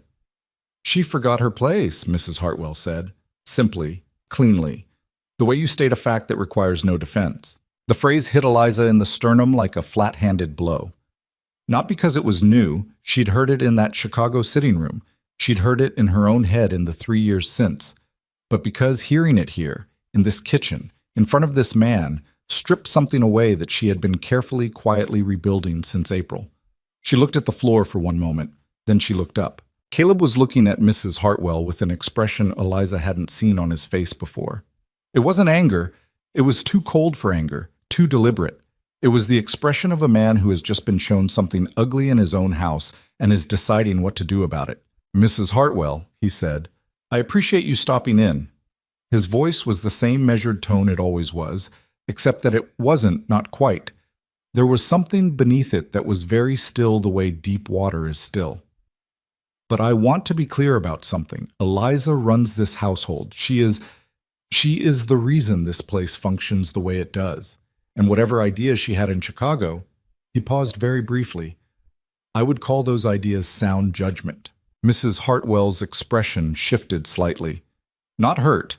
This was not a woman who was easily hurt, but recalibrated. She had walked in expecting to occupy the position of authority and found it already filled. "Of course," she said pleasantly. "I didn't mean any offense." "No," Caleb said. "I imagine you didn't." The coffee went unfinished. Mrs. Hartwell left within the half hour, her carriage disappearing back down the drive with the same deliberate pace at which it had arrived. Eliza stood in the kitchen after the sound of it faded. She stood there for a long time. The garden dirt was still on her hands. She looked at it. She heard Caleb come back inside from where he'd stood on the porch watching the carriage go. She heard him stop in the kitchen doorway. "Eliza." "I'm fine," she said. Automatic, practiced. "You don't have to be." She turned to the sink. She started washing her hands. The water was cold. She hadn't heated any. And she stood there in the cold water, scrubbing garden dirt from her fingers and trying to locate something inside herself that was solid enough to stand on, because the ground had shifted and she was working out which direction was still up. He didn't come to her. He didn't try to fix it. He just stayed in the doorway, present and quiet. And she was learning this about him, sometimes what he had to offer, and it was not nothing. "She's right about one thing," Eliza said. Her voice came out flat. "I did forget my place. Edmund Hartwell said things to me, and I believed them." She turned off the water. "I should have known better." "You believed someone who told you the truth, and then proved it was a lie," Caleb said. "That's not the same as being foolish." It felt the same. A lot of things feel like what they're not. She dried her hands on the kitchen cloth and turned around. He was still in the doorway, still in his work clothes, still looking at her with that direct, unadorned attention. "Why did you write back to me?" she asked. It came out before she'd decided to say it, pulled out by the afternoon, by the woman in the carriage, by 5 weeks of holding herself at careful distance from anything that felt like it might matter. He seemed to consider whether to answer the simple version or the honest one. "Because your letters were the first thing in 4 years that made me feel like there was something on the other side of all this silence worth getting to," he said. "That's the honest answer. I don't have a better one." Eliza looked at him for a long moment. Then she turned back to the stove and said, "Supper's going to be late tonight." "That's fine," he said, and went to wash up. She stood at the stove with her hand resting on the warm iron of the pot, and outside the kitchen window the mountains were going dark, and the first stars were starting to appear above the peaks, faint and far, and indifferent to everything that had happened in this kitchen today. She thought about Chicago. She thought about Edmund Hartwell's face in that sitting room, turned away from her, saying nothing. She thought about the word invisible and how she had worn it for so long it had started to feel like skin. And then she thought about curtains hung slightly crooked by a man who didn't know how to hang curtains but hung them anyway. She started supper. She didn't cry. That would come later, privately, alone in the upstairs room with Patterson scratching at her door because dogs know things. For now, she made supper. It was, at the moment, the best she could do. And for the moment, it was enough. The week after Margaret Hartwell's carriage disappeared down the drive, something in Eliza went quiet in a way that was different from her usual quiet. Caleb noticed it the way you notice a clock that has stopped, not immediately, but through the absence of something you had gotten used to hearing. The small sounds of her in the kitchen before dawn, the way she used to pause sometimes when she passed Patterson and scratch behind his ears without thinking about it. The occasional dry observation she'd started making about Dell, who had become, in the 6 weeks she'd been on the ranch, something like an enthusiastic and deeply inconvenient younger brother. All of that was still technically present. She still cooked. She still worked. She still answered when spoken to with complete sentences and appropriate responses. But the particular aliveness of her had pulled back behind something more formal, and what remained was efficient and correct and about as warm as the water in the cold box. Dell noticed too, because Dell noticed everything and had no mechanism for not mentioning it. "She all right?" he said to Caleb one morning by the corral, nodding toward the house. "Fine," Caleb said. "She's not fine. She made breakfast this morning and didn't say a word to anybody. Yesterday she reorganized the supply shed for 3 hours. The supply shed was already organized. People reorganize things." "Not 3 hours worth," Dell said. "And she called Patterson the dog yesterday. She never calls him the dog. She calls him Patterson. She makes fun of his ears." He paused. "Something's wrong." Caleb tightened a cinch strap and didn't answer. The truth was, he didn't know what to do about it. He had spent 4 years learning to be very competent at the surface operations of running a ranch, and very bad at everything that required him to reach into the difficult interior country of another person's pain and say something useful. He had failed at this with Clara. Not failed in the dramatic sense, not done anything terrible, just been consistently, quietly absent in the way that a man can be absent while physically present in a room. He had mistaken silence for steadiness and called it respect for her privacy, and it hadn't been that. It had been fear, dressed up as consideration. He knew that now, had known it for years. The knowing hadn't made him significantly better at the doing, which was the frustrating thing about most self-knowledge. So he did what he could, which was small and inadequate and the best available option. He made sure she had everything she needed before she asked for it. He kept Dell from being too much of himself in her direction. He stayed in the evenings instead of finding excuses to be outside, even when the silence between them had developed the particular weight of something unsaid. He was still figuring out what to say. Then the cattle got sick, and everything else became secondary. It started on a Tuesday in early June, one of those mornings that comes in perfectly normal and then turns. Caleb was up before 4. He was always up before 4 during calving season's tail end, and he went out to check the upper pasture as he always did and found 3 head of cattle lying down in a way that was wrong. Not sleeping wrong, sick wrong. He recognized the symptoms within 20 minutes. He'd seen something like it once before, a dozen years ago on a smaller property in Wyoming he'd worked on before buying his own land. A fast-moving illness that hit the respiratory system, that could wipe a herd if it found purchase, and you didn't move on it immediately. He came back to the house at a near run. Eliza was already in the kitchen, the stove lit, the coffee on, moving through her morning routine with the mechanical precision that had replaced her earlier ease. She looked up when he came through the door and read his face before he said anything. "What happened?" she said. "Sickness in the upper pasture, 3 down already. I need to get up there and assess, then ride to Doc Harrigan in town for medicinal supplies." He was already pulling his heavy coat off the hook, the one he wore in deep cold. In June. That told her something. "I don't know how long I'll be. Could be a day, could be 3. "How serious?" Serious enough that I'm not guessing. He looked at her then, really looked, the way he hadn't quite managed in the days since Hartwell's visit. I need Dell and the Coltons with me. Sayers can handle the yard. You'll be alone in the house most of the time. I know how to be alone in a house, she said. Something crossed his face. Not quite regret. More like recognition of a poorly chosen sentence. That's not what I know. She was already moving toward the pantry. How are you set for supplies?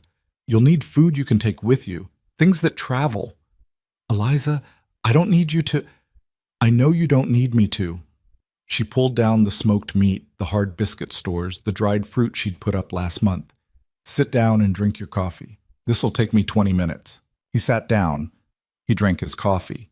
He watched her work and thought, not for the first time, that there was a particular kind of competence that looked like love, and that he had been trying not to call it that because calling it that would require him to do something about it.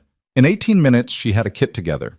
Food, a small medicine pouch she'd assembled from her own supplies, a handwritten list of instructions he had not asked for, but found himself reading with the focused attention of a man who understands that the person who made the list knows what they're talking about. Change wet clothing immediately. Drink hot water when cold water is all you want. Sleep when you can. 4 hours is enough to keep your judgment. Don't eat the preserved peaches on an empty stomach. I know you will anyway. He looked up from the list. She was tying off the pack with quick, practiced knots. The peaches? You ate half a jar before breakfast last Tuesday. I noticed. He almost smiled. It was the closest thing to the old rhythm they'd had, a brief flash of it in the gray morning kitchen, and then it was gone and she was handing him the pack with the same careful, correct courtesy she'd been maintaining since the carriage came. Thank you, he said. And then, because he had decided he wasn't going to keep being the man who let the important things go unsaid, when I get back, we need to talk. Eliza's hand stilled on the pack for one moment. Then she released it and stepped back. Come back first, she said. Then we'll talk. He rode out at 5:30 with Dell and the Colton brothers. The last thing he saw when he looked back from the gate was Eliza standing on the porch in the early gray light, her arms folded against the cold, watching them go. He looked back once. She didn't raise a hand. She just watched until they were out of sight, and then she was gone. The next 60 hours were the hardest work Caleb had done in years. The sickness had spread to 11 head by the time he got back to the upper pasture with Doc Harrigan's supplies. 11 out of 62, not catastrophic yet, but trending wrong.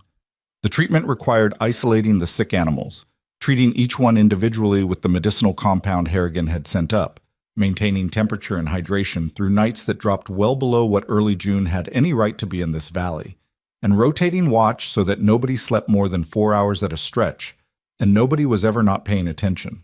Caleb worked until his hands stopped feeling cold, which was when he knew he was in trouble, but pushed through anyway because there were animals dying and stopping felt like a choice he wasn't authorized to make. Dell worked alongside him with the kind of silent loyalty that doesn't announce itself and doesn't need to. Just there, always there, doing the next thing, and the thing after that without being asked. On the second night, somewhere around 2 in the morning, sitting against a fence post in the Highland dark with his legs stretched out in front of him and his head feeling like it was full of wet cotton, Caleb reached into the pack Eliza had put together and found something he hadn't seen her put in there. A small, folded piece of paper, tucked under the smoked meat. He opened it in the dim light of the lantern they'd rigged on the fence. The ranch will be here when you get back. So will I. E. He held it for a moment. Then he folded it back up and put it in his breast pocket, in the same place he kept important things.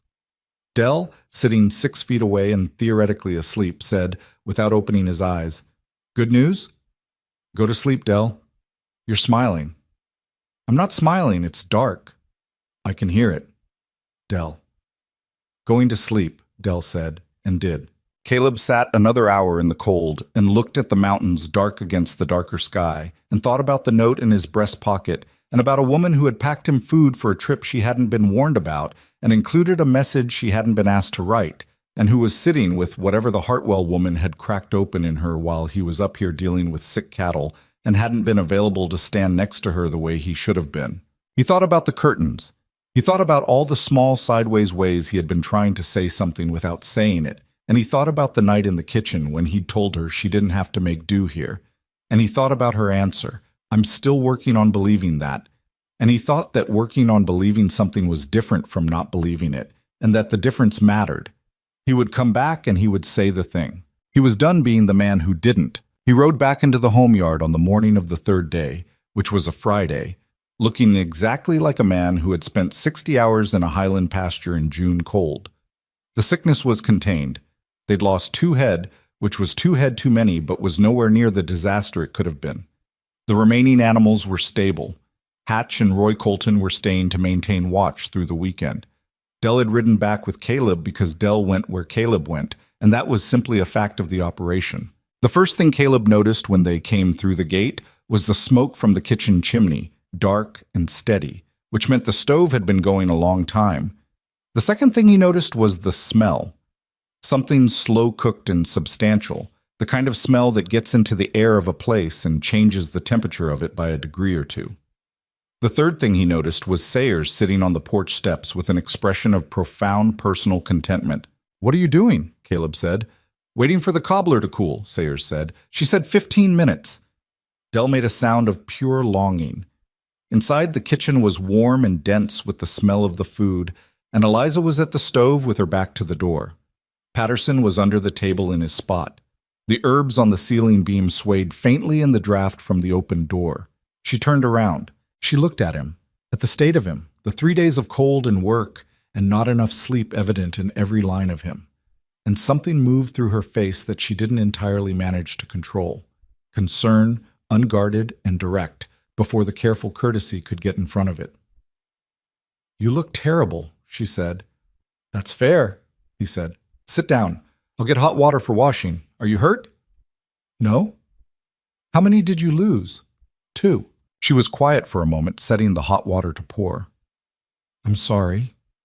Could have been worse." "Could have been better," she said, which was the right thing and also different from what most people would have said.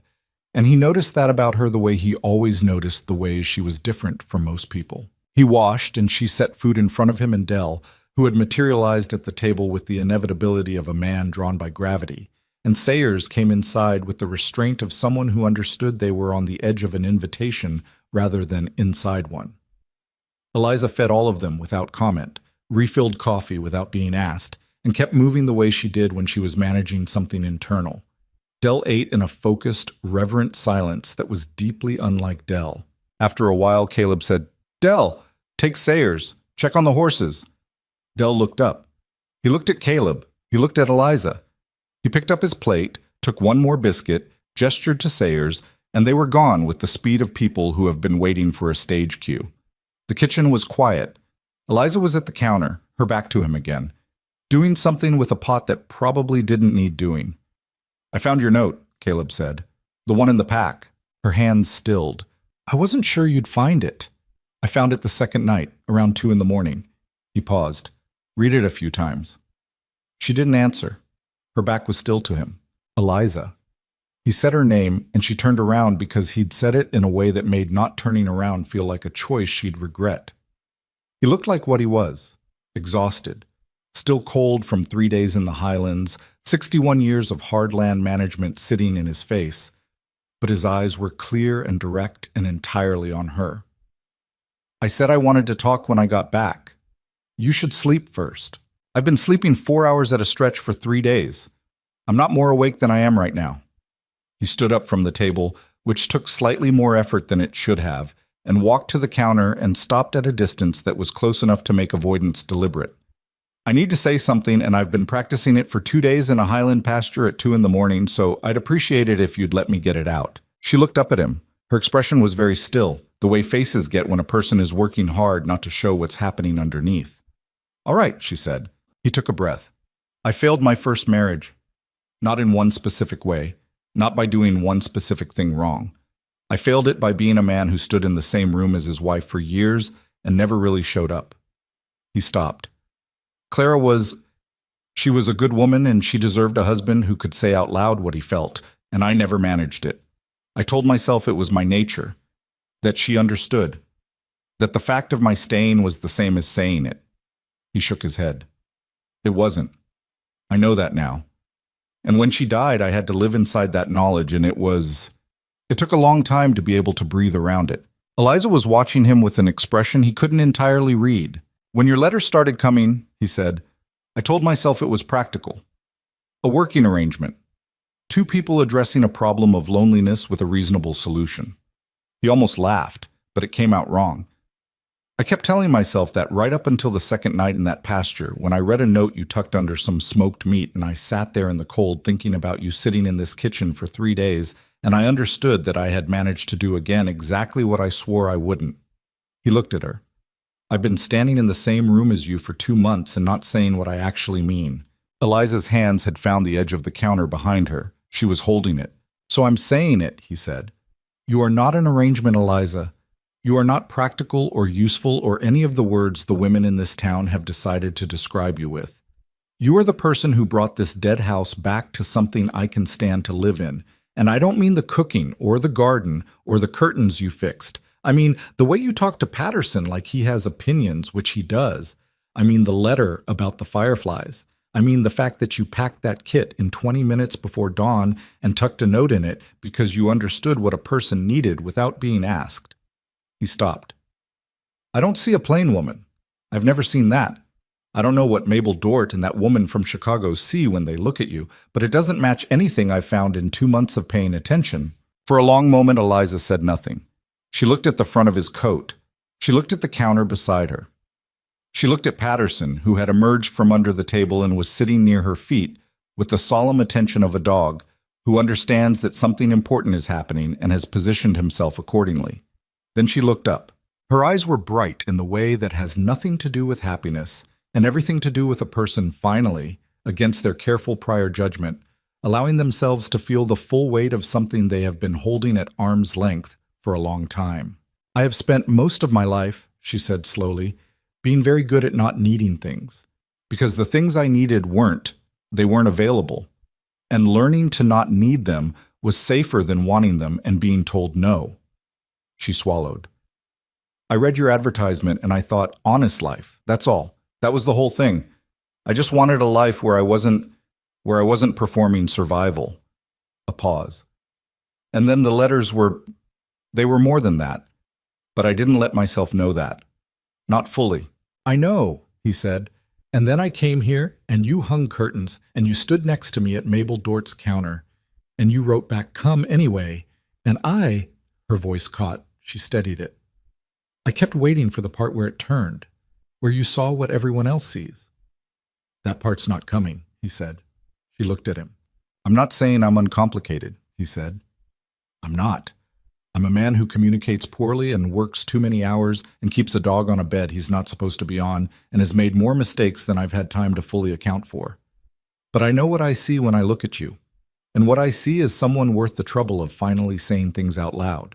Eliza Boone, who had crossed 800 miles on a mail-order advertisement and spent 34 years believing that the right kind of love was the kind other women got, stood in a Montana kitchen with garden dirt faintly still in the creases of her knuckles, and looked at this man who had come back from 3 days in a highland pasture sick with cold and exhaustion, specifically to say this to her, and she felt something give way inside her that she hadn't known was still standing. She was not a woman who cried easily. She had learned to keep that particular door closed years ago. But her eyes filled, and she didn't turn away, which was its own kind of courage for her. I'm terrified, she said. I know, he said. Me too. That doesn't sound like two people with a good plan. No, he agreed. It sounds like two people with an honest one. She laughed then, a small, wet, slightly undone laugh that surprised both of them. And he put his hand out the way he had on the day she stepped off the stage, not demanding anything, just offering. She looked at his hand for a moment. Then she put hers in it. His hand was cold from the ride and rough from the work, and it closed around hers with the careful, deliberate steadiness of a man who has decided not to let go of the things that matter. I'd like to court you properly, he said. Take the time. Do it right. You've been corresponding with me since October, she said. Most people would count that. I'd like to count it going forward, he said, where we both know what we're counting. She was quiet for a moment. Patterson leaned against her ankle with the full weight of his body, which was his way of indicating approval. "Yes," she said, quietly, like something she'd been holding so long she'd nearly forgotten she had it. Outside, the mountains stood as they always stood, enormous and indifferent and entirely unimpressed by the small human drama unfolding in the kitchen at their feet. The sun was coming through the window at the angle it came through at mid-morning, falling across the old scarred table, the coffee pot, the herbs on the ceiling beam. Dell appeared in the doorway approximately 40 seconds later, holding a coffee cup with the studied innocence of a man who has absolutely not been standing just outside the door. "Just getting more coffee," he said. "Dell," Caleb said. "Horses are fine," Dell said. "All fine. Everything fine." He poured his coffee without looking at either of them and left with the speed of a man who is trying very hard not to smile and failing at it. Eliza looked at her hand in Caleb's. Then she looked at him. "He's going to be insufferable about this," she said. "He really is," Caleb said. They stood there a moment longer, two people who had both done the hard work of surviving their own lives and found, without particularly planning to, something on the other side of it. Imperfect and cautious and very real. Then she straightened up and said, "Eat the rest of your breakfast. You look like you might fall over." He sat down. She poured him more coffee. Patterson returned to his spot under the table and settled against Caleb's boots with a long exhale, the sound of a dog that has been patient through a complicated morning and is finally satisfied with how things have turned out. The kitchen held its warmth around them. Outside, the ranch moved through its ordinary work. And inside, quietly, without ceremony, something that had been broken for a long time, began the difficult and necessary process of becoming something else. Courtship, Caleb discovered, looked different when you were 41 years old and had already made most of your obvious mistakes. It wasn't flowers and formal calls and the careful performance of romance that younger men managed with unselfconscious ease. It was quieter than that, more specific. It was remembering in the middle of a supply run that Eliza had mentioned once in a letter from October, which he had apparently committed to memory without deciding to, that she had never owned a proper pie tin, only ever borrowed one from a neighbor back in Illinois. And so he stood in the dry goods aisle for 4 minutes, deciding between 2 different weights of tin before choosing the heavier one because it would hold heat better, and she would know why that mattered. He left it on the kitchen counter without comment. She found it the next morning. She turned it over in her hands, reading the weight of it, and then she looked at him across the kitchen and said, "You remembered that from a letter." "You mentioned it in October," he said. "The one about your neighbor's apple tree." She set the tin down carefully. "You remember which letter?" "I remember most of them." She didn't say anything for a moment. Then she turned back to the stove and said, "I'll make a pie this Sunday," in the voice of someone who is managing something internal with moderate success. He poured his coffee and said nothing more about it. That was how it went between them, in increments, in small specific gestures that meant more than they looked like from the outside. He took her riding one Sunday afternoon up the south trail that ran along the creek and opened, near the top, into a meadow that sat above the valley with the whole range visible to the north. He'd wanted to show her that view since February, since the letter where she'd written about the flat horizon of Illinois and how she'd never seen anything interrupt the sky. He didn't tell her that. He just took her there. She sat on her horse for a long time without speaking, looking at the mountains. "Well," she finally said. "Yeah," he said. "I've been trying to describe them in my head since I got here. I don't have the words." "Most people don't," he said. "That's not a failure. It just means they're bigger than words." She looked at him from under the brim of her hat with an expression that was hard to categorize. Then she looked back at the mountains. "In the letter about fireflies," she said, "did you think I was strange? Writing a whole paragraph about fireflies to a man I'd never met?" "No," he said. "You didn't think it was odd. I thought it was the best thing I'd read in 4 years," he said simply. "The paragraph about fireflies. I read it the night it arrived, and I sat at that kitchen table for about 20 minutes afterward just thinking." "About what?" "About what kind of person notices that a firefly only lives 3 weeks and thinks to write about it to a stranger." He paused. "The kind of person I wanted to know better." Eliza looked at her saddle horn. Then she looked back at the mountains. Then she looked at him, and there it was again. That expression he'd been cataloging, storing, trying to understand. Not happiness exactly, something more complicated and more valuable than happiness. Recognition. The look of someone who had heard a thing that matched something they had not known was looking for a match. "Caleb," she said.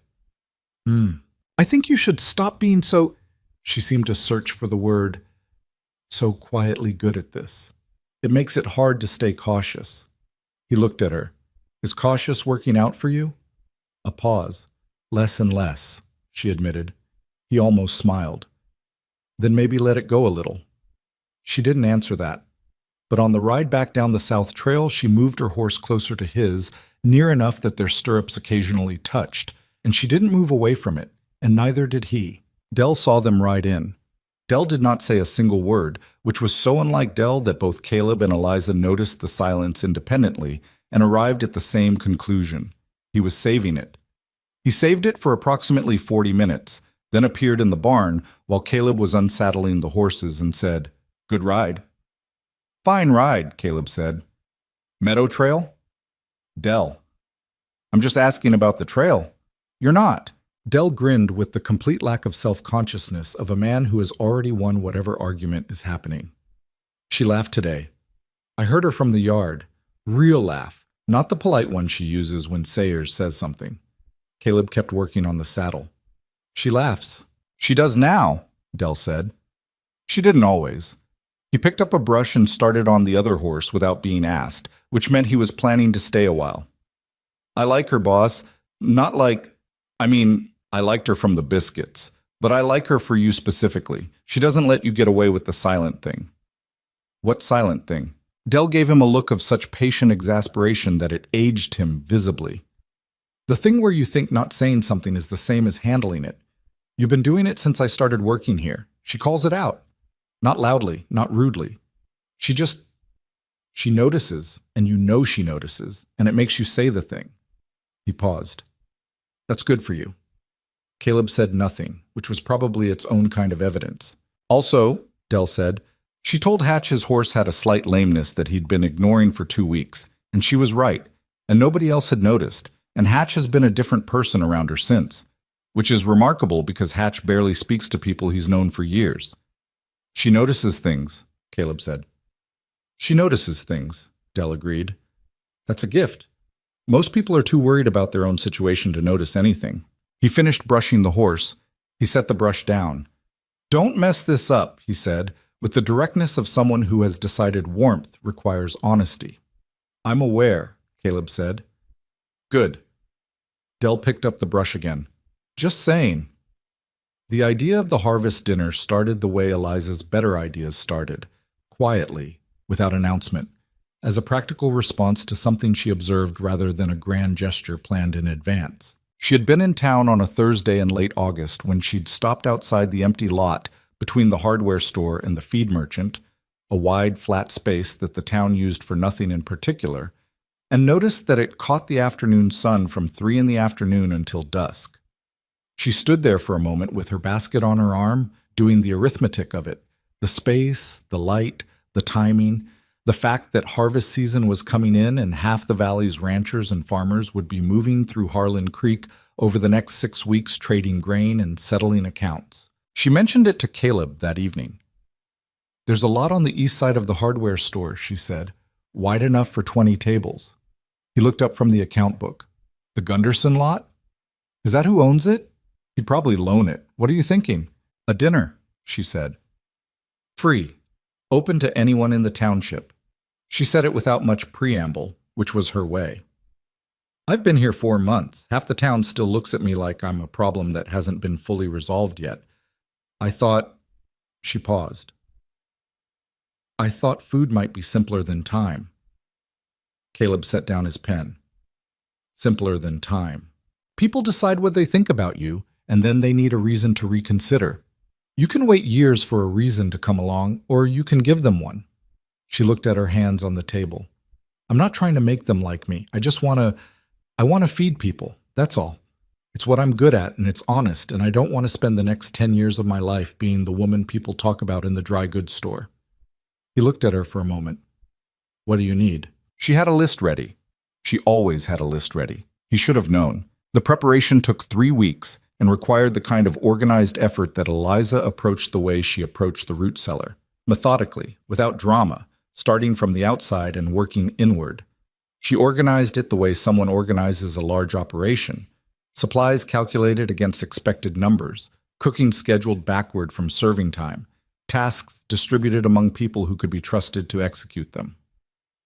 Dell recruited 2 of the Colton brothers without being asked. Hatch, who had spoken perhaps 14 complete sentences to Eliza in 4 months, showed up one morning and said, "What needs doing?" And she put him to work building trestle tables from lumber she'd sourced from the mill, and he built them with the wordless precision of a man who is doing something in lieu of saying something. Even Sayers, who was 22 and still convinced that most things were primarily about him, understood that this particular operation was larger than his contribution to it and behaved accordingly. The invitation went out through the post and through word of mouth, which in Harlan Creek were effectively the same mechanism. And the response was what small-town responses always are. 90% of people said they'd come, which meant 60% actually would, which was still more people than the lot could comfortably hold. Eliza did the math and adjusted the food quantities upward. Caleb watched her manage it all and said, on the Wednesday before the dinner, "You know you don't have to prove anything." She was rolling pastry at the kitchen table, which she had done every evening that week, and she didn't look up. "I know that," she said. "Then why?" "Because I want to." She rolled the pastry to the edge and folded it. There's a difference between proving something and doing something you're good at in front of people who haven't seen it yet. She glanced up. "I'm not performing. I'm tired of being invisible in a place I actually live." He understood that. He didn't say so.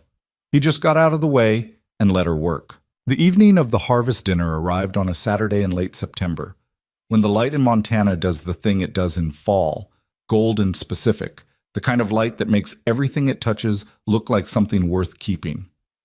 The lot on the east side of the hardware store had been transformed in the utilitarian way of people who work with their hands.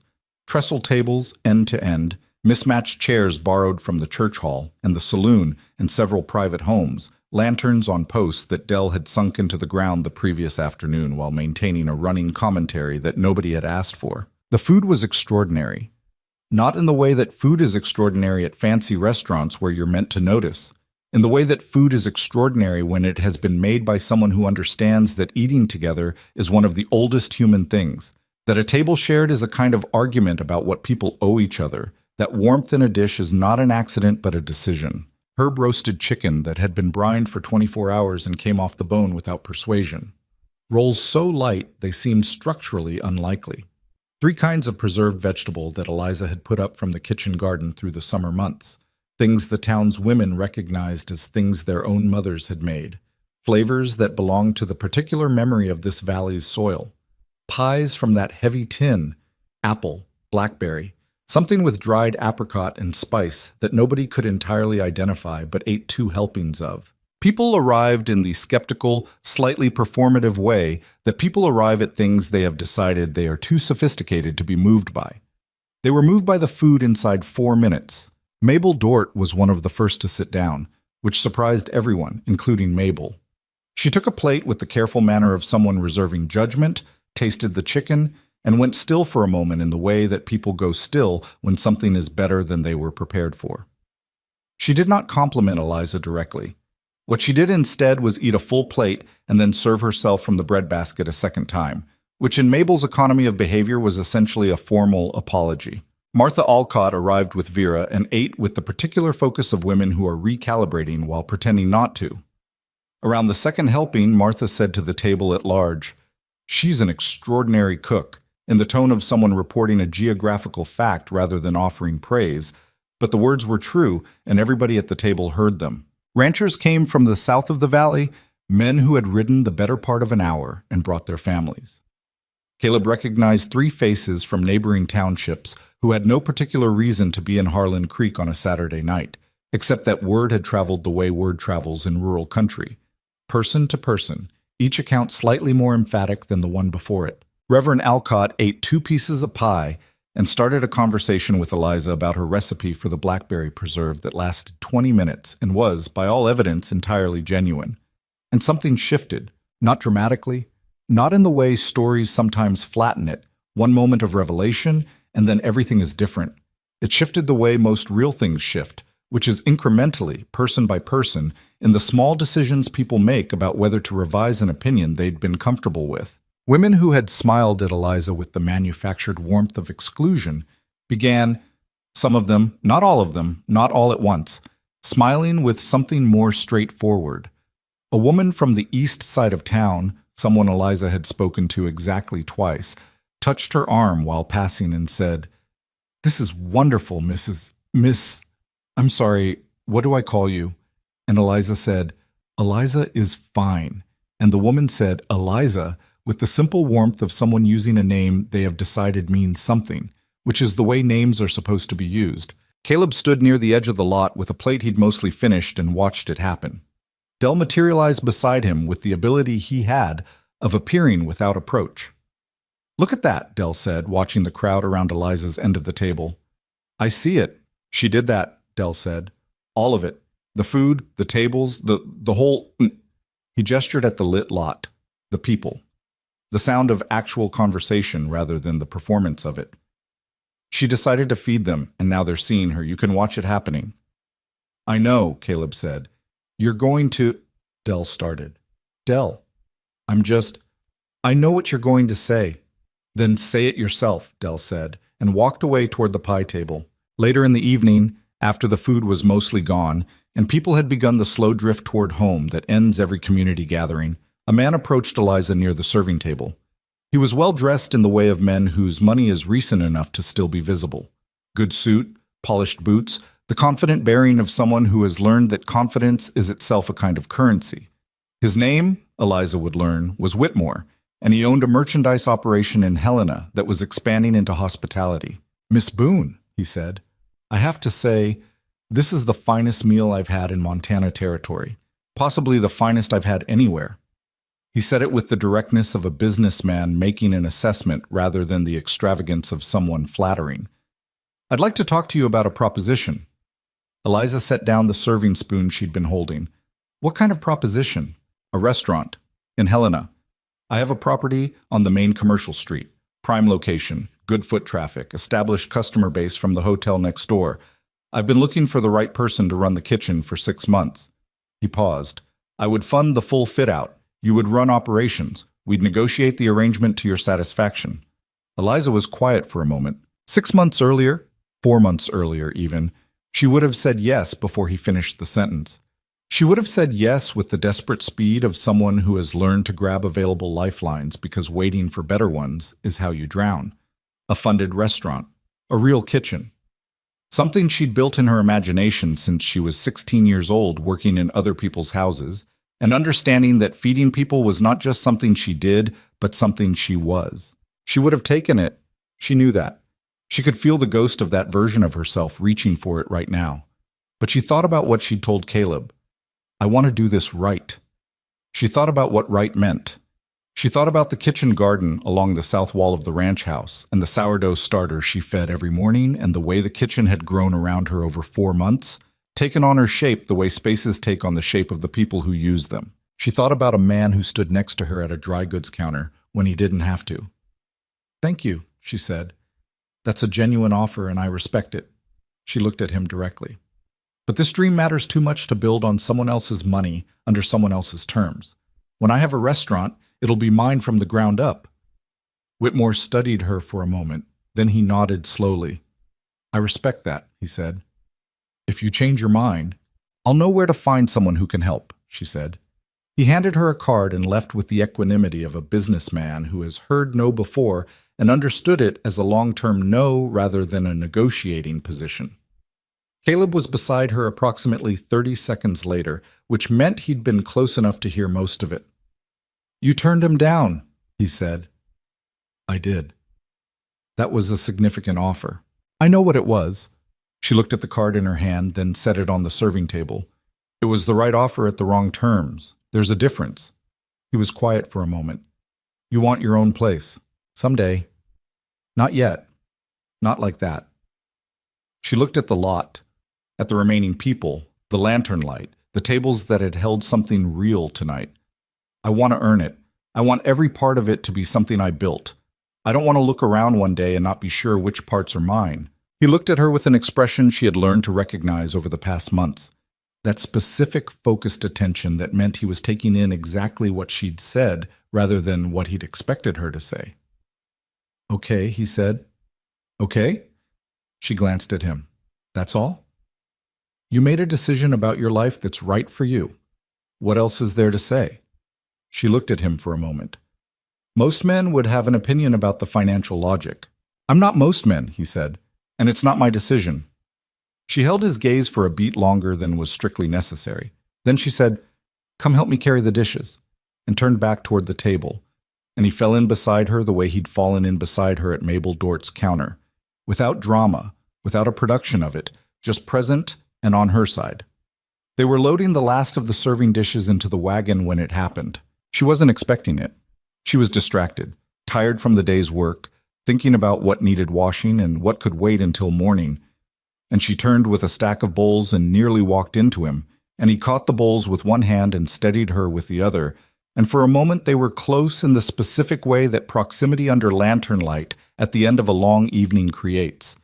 Close enough that she could see the tiredness in his face and the something else underneath it that had been there for weeks, patient and certain, waiting. He kissed her, not tentatively, not as a question.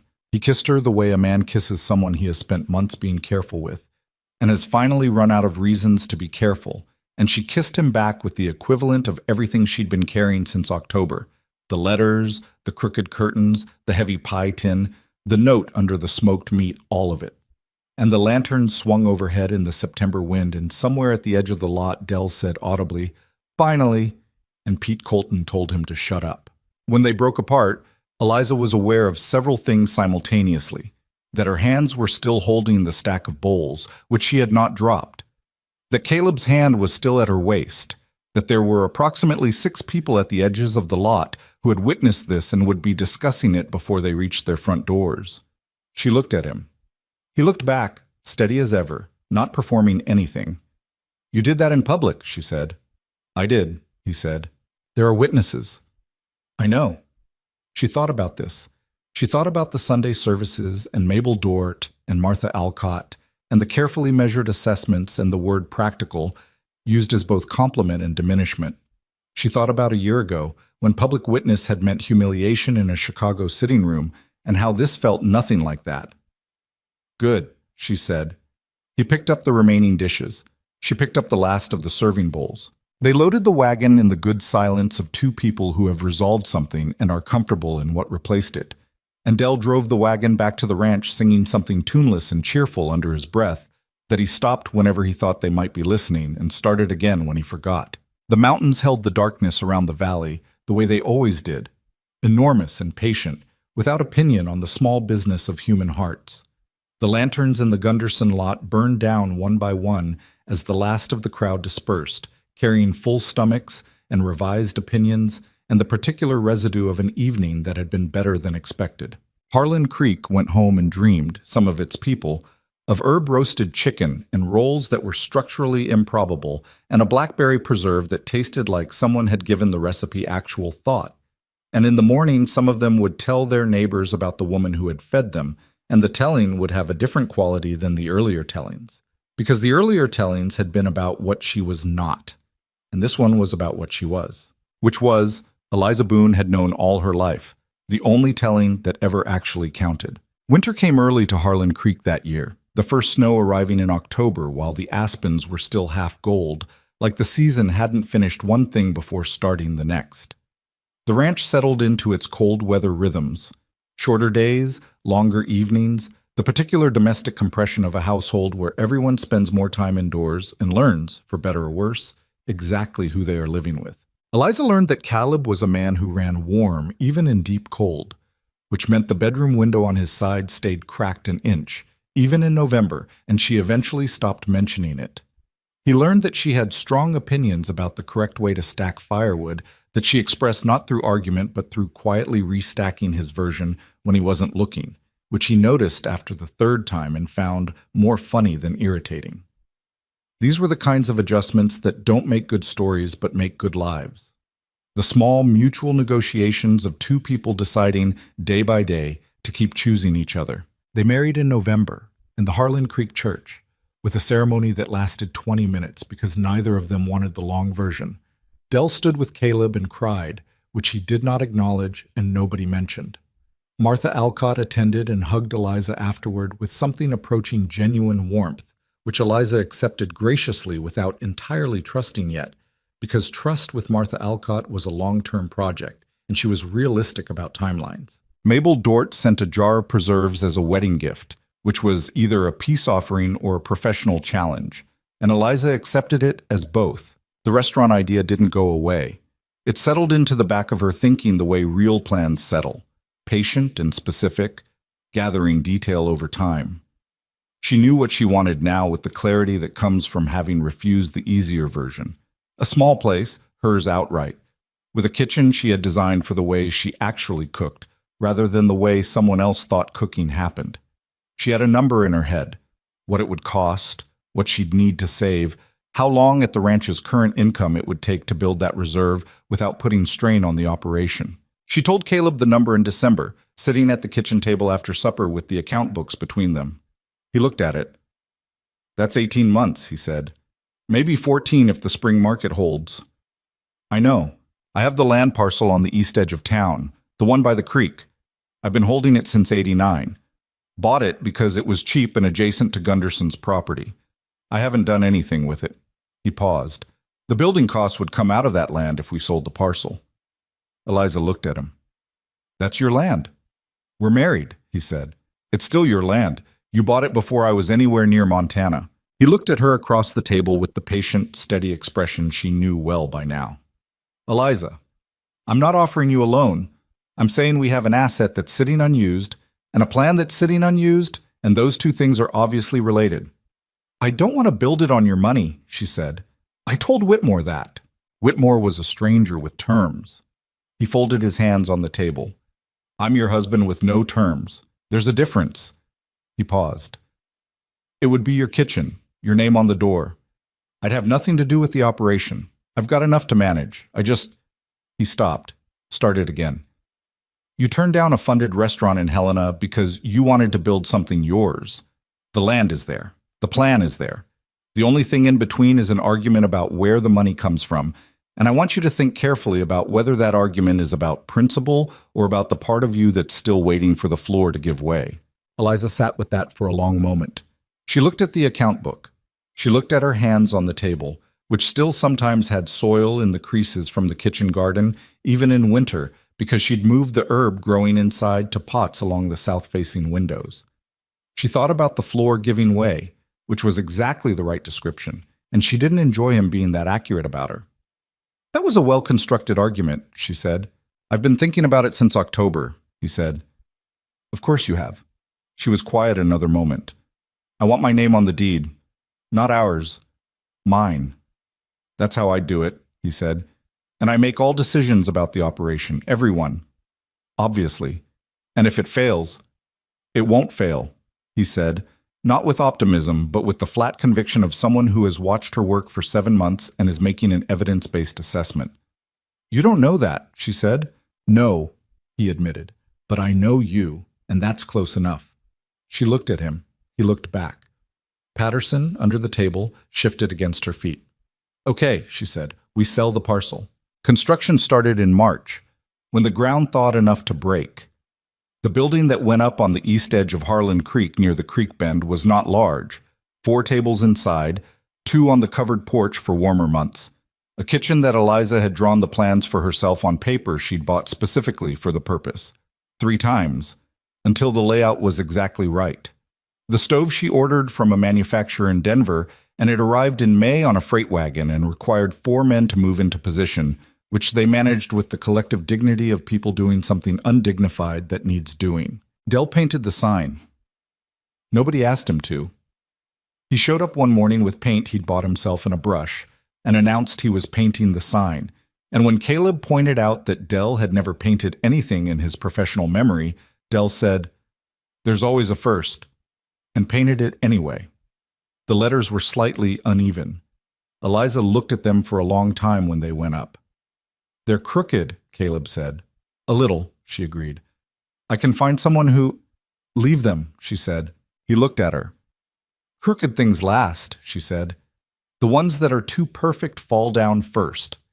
He understood she wasn't entirely talking about sign painting. He left it. Eliza's table opened on a Thursday in late June, a year and 2 months after a woman had stepped off a stage in April with a worn suitcase and a warning about her own face. The chairs didn't match because Eliza had collected them from 6 different sources over 3 months and had not cared about matching because matching wasn't the point. The floors were good pine, slightly rough, the kind that would creak in winter, and that she had decided to leave unfinished because she liked the sound of a floor that knew people were walking on it. She opened at 11 in the morning with no particular ceremony. She put food on and unlocked the door. By noon, every table was full. By 1 o'clock, there were people waiting on the porch, which nobody had planned for because she had genuinely not expected it to fill that fast, which was a miscalculation she would not make again. She fed everyone. She ran out of the blackberry pie by 2 in the afternoon and replaced it with the dried apricot 1 in 3 people who had specifically come for the blackberry asked her to save them a slice for next time, as though next time were already a given, which she supposed it was. Caleb came in at 2:30 with the expression of a man trying not to look like he'd been watching from the street for an hour. He sat at the small corner table, the one she'd put there specifically because she'd known he would want a corner, which was another thing she knew about him now, the way you accumulate knowledge of a person you actually pay attention to. And she brought him coffee and sat down across from him for the 10 minutes she could spare. Well, he said. Well, she said. Full house. I know, I underprepared the pie.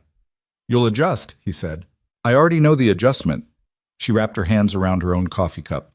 It's good. It's exactly what I wanted it to be. She looked around the room, at the mismatched chairs and the crooked sign visible through the window and the people at her tables talking the way people talk when they're comfortable somewhere. I keep expecting to feel like I'm borrowing it, like it's someone else's. Is it? He asked. She looked at her name on the wall above the counter, where she'd painted it herself in plain black letters because Dell had done the sign and she'd needed to do something with her own hands. Eliza's table, not Miss Boone's, not the cook's, not the ranch wife's. Eliza's. No, she said. It's mine. He drank his coffee and she went back to her kitchen. It was 2 months after the restaurant opened, August, the valley at its fullest green before the fall change, when the young woman arrived on the afternoon stage. Eliza was closing up the restaurant for the day, wiping down the last table, when she heard the stage come in. She didn't go out to watch. She remembered what it felt like to be watched stepping off a stage, and she made a policy of not doing it to others. But she was still outside with the door propped open when she saw the woman sitting on the bench in front of the post office, alone with a bag, the stagecoach already gone, sitting in the particular stillness of someone who has arrived somewhere and is trying to determine whether arriving was a mistake. Eliza knew that stillness. She had worn it herself. She crossed the street. The woman was young, maybe 25, with the worn travel dress and the careful, controlled expression of someone managing fear with whatever tools they have available. She looked up when Eliza approached with the reflex defensiveness of someone who has learned that attention is not always kind. You just come in? Eliza said. Yes, ma'am. A pause. I'm supposed to meet, but there's a man, a rancher north of here. I wrote to him. She stopped, looked at her hands. I told him I wasn't pretty. In the letter. Eliza sat down beside her. The woman looked at her sideways. I don't know why I said that to you. Because it was the thing you were most afraid of, Eliza said, and afraid things need saying out loud sometimes. Take some of the weight off. The woman looked at the street, at the buildings of Harlan Creek going about their afternoon. What if he looks at me and... She didn't finish. What if he does? Eliza said. Not a question. A genuine engagement with the possibility. The woman looked at her. Then I came all this way for nothing. Or you came all this way and found out in a day what would have taken months of letters to know. Eliza paused. Either way, you came. That took something. I almost didn't. I know. The woman looked at her more carefully now. Have you done this? The letter. Coming somewhere. I came here on a mail advertisement, Eliza said. 14 months ago. I stepped off that stage right there, and the whole town came out to look at me, and I thought I was going to throw up from nerves." The woman stared at her. "What happened?" "A man crossed the street and shook my hand and said he was glad I came." She looked at the post office, at the spot where it had happened. It wasn't a fairy story from there. It was just work and time and figuring out who the other person actually was. She paused. "But he meant it. He was glad I came." "How did you know he meant it?" Eliza thought about crooked curtains, about a letter that said, "Come anyway," about a note tucked under smoked meat at 2 a.m, about a man who stood next to her in a dry goods store and told the truth about her when she couldn't tell it about herself. He remembered the small things, she said, the things he didn't have to remember. That's how you know. The woman was quiet for a moment. Then, "I wrote him that I wasn't pretty. He wrote back and said he was more interested in who I was than what I looked like." She paused. "People say things like that." "Some people do," Eliza agreed. "Some of them mean it." "How do you tell the difference?" "You can't up front. You let yourself find out. That's the terrifying part." She looked at the woman. "But the alternative is deciding before you have evidence, which is just fear pretending to be wisdom." The woman sat with that. Down the street, a man appeared from the direction of the livery.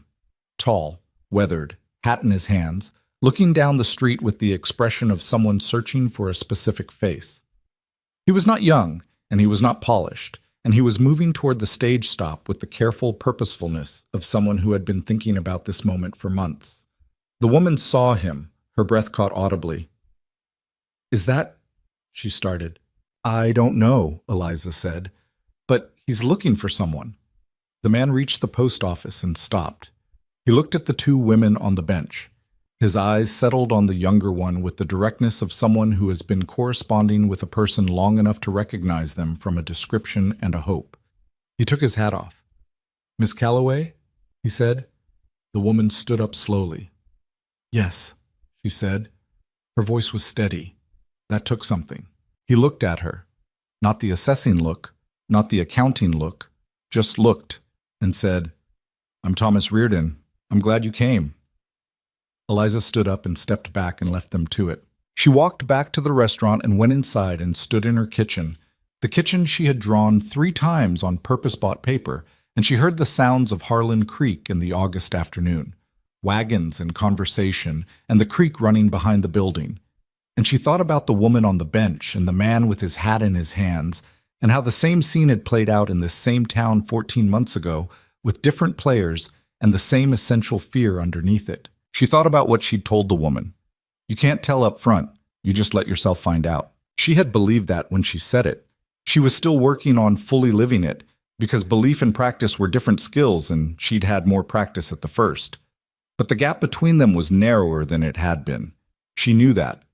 She could feel it in the specific way she moved through her own kitchen, her own building, her own name on the wall. Not borrowed, not provisional, not braced for reclamation. Caleb came in at 6. The way he came in at 6 most days now, when the ranch work allowed. He came in through the kitchen door and set his hat on the hook and washed his hands at the sink, her sink in her kitchen, and looked at her with the look she knew. "Long day?" he said. "Good day," she said. "Long and good." She handed him a cup. There was a young woman on the stage, mail-order bride, meeting a rancher north of town. He read her face. And she was scared, same scared I was. Eliza set her own cup down and leaned against the counter. I talked to her a little. "What did you say?" "The truth. What I wish someone had told me." She paused. "That fear isn't evidence. That you can't know up front. That the small things are where you find out who someone actually is." He was quiet for a moment. "Did it help?" "I think so. I hope so." She looked out the window at the creek. I kept thinking, if someone had sat with me before I stepped off that stage, if someone had just said, it might be hard, and it might be real, and those two things can both be true, I think I would have braced less, gone in with my hands a little more open. Caleb set his cup down. He crossed the kitchen to where she was leaning against the counter and stopped in front of her, close enough that she had to look up at him. "You did fine," he said, "with your hands braced. You got here." I nearly didn't let myself, she said. Stay, really stay. I was ready to leave a dozen times, in my head. She looked at him. Did you know that? I suspected it, he said. After Hartwell's visit, the week you went quiet. She searched for the word. I was building an exit. In case. I do that. When things feel like they might matter too much, I start planning the way out so it hurts less when I have to take it. She paused. Old habit. Are you still building one? He asked. Quiet, direct, no performance in it. She looked at him for a long moment. At the face she had looked at across a kitchen table for 14 months now. Not perfect, not even particularly remarkable to anyone who didn't know what to look for, but honest in the specific way that some faces are honest, where what's behind them matches what's visible. No, she said. I stopped. Somewhere around October, I think. I stopped building the exit and started building this. She gestured at the kitchen, the restaurant, the general direction of their life. It was terrifying. Is it still? A little, she said, but it's the good kind now. The kind where you're scared because something matters, not scared because you're waiting for it to be taken. She paused. There's a difference. There is, he agreed. She straightened up from the counter and he stepped back to give her room. And they moved around the kitchen together in the easy unconscious way of people who have learned each other's movements, who reaches around whom, who takes which side of the stove, whose reflexes are faster with the hot handle. Patterson, who had taken to spending afternoons at the restaurant now that he understood food was reliably present, was asleep in the corner near the warmth of the stove. Dell wants to know if he can have a standing table on Friday evenings, Caleb said. He asked me to ask you. He said he'd pay full price, but he wanted it on the record that he considers himself a founding patron. He painted the sign, Eliza said. He did paint the sign. The letters are crooked. They are. She looked at the wall where her name was painted. Tell him Friday evenings are his. Full price. He'll be insufferable about it. He's already insufferable about everything, she said. At least this way, he has something earned to be insufferable about. Caleb smiled. The real one. The one that didn't make frequent appearances but was unmistakable when it came. And she watched it move across his face and thought, not for the first time and not for the last, that this was what she had been working toward without knowing it. Not a restaurant, not a town that respected her, not a life that looked like what lives were supposed to look like from the outside. This, a man smiling in her kitchen because she said something that landed right, and the ease of it, the completely ordinary ease of it, after years of nothing feeling easy. She turned off the stove. He banked the fire. Patterson woke up and stretched with the theatrical effort of an old dog who has been warm and comfortable and considers it an imposition to move. They walked home in the August evening, the three of them, down the main street of Harlan Creek and out the north road toward the ranch. The town was doing its end-of-day things around them, closing up, heading in, the particular gentle noise of a small place settling.